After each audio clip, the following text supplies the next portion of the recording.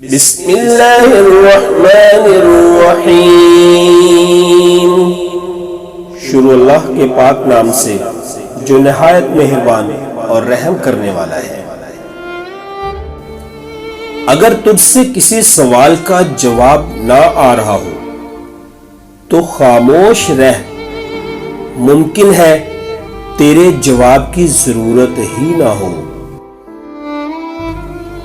ان لوگوں سے ہمیشہ بچ کے رہو جو علماء کرام کی تحریریں توڑ مروڑ کے پیش کرتے ہیں۔ مجذوب کی کیفیت جہل نہیں، علم ہے۔ اللہ کے ساتھ صبر کرو اور اس سے ڈرتے رہو۔ بلا شبہ وہ انسان اس وقت ذلیل و خوار ہو جاتا ہے جب اسے اللہ پہ بھروسہ نہیں رہتا۔ نفس کی پیروی چھوڑ دو اور اس کی طرف اپنا رخ پھیرو جو سچا ہے اور سچائی کی تصدیق کرتا ہے۔ اگرچہ سمندر میں گہرائی ہوتی ہے لیکن دل کا ساحل سب سے زیادہ گہرا ہے۔ جب وہ تجھے نہ دے تو یہی اس کی عطا ہے، اور جب وہ تجھے عطا کرے تو یہ اس کا نہ دینا ہے، تو لینے سے نہ لینا بہتر ہے۔ جو شخص اللہ کے قوانین کی نافرمانی کرے اسے کبھی عزت حاصل نہیں ہوتی، چاہے اس کی شہرت آسمانوں کو چھوتی ہو۔ جب بھی حضرت محمد صلی اللہ علیہ وآلہ وسلم کا خیال میرے دل میں آتا ہے تو میں اپنے اعمال کا سوچ کے شرمندہ ہو جاتا ہوں۔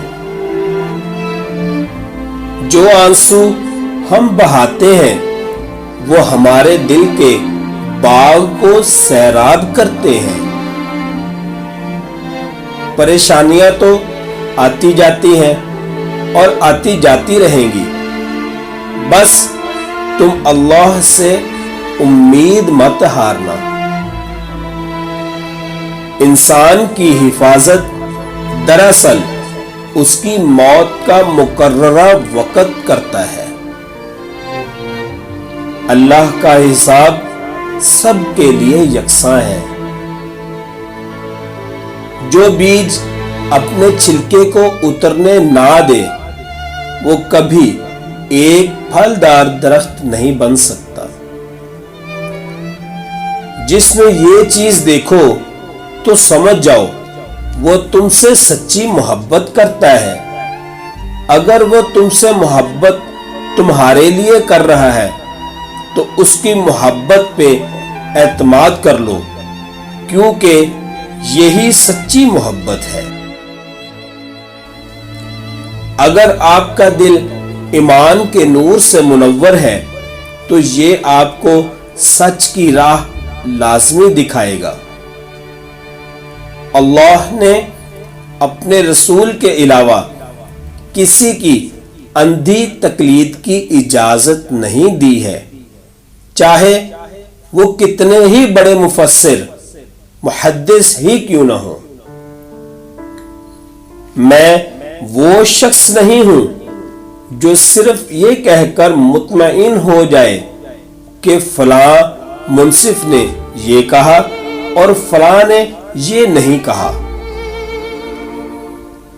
انسان کی جہالت اس سے زیادہ اور کیا ہوگی کہ وہ پتھروں یعنی جوہرات کو جمع کرتا ہے اور قیمتی اشیاء کو ضائع کر دیتا ہے۔ حق پہ چلنے والے کبھی ناکام نہیں ہوتے، ناکام نہیں ہوتے، ناکام نہیں ہوتے۔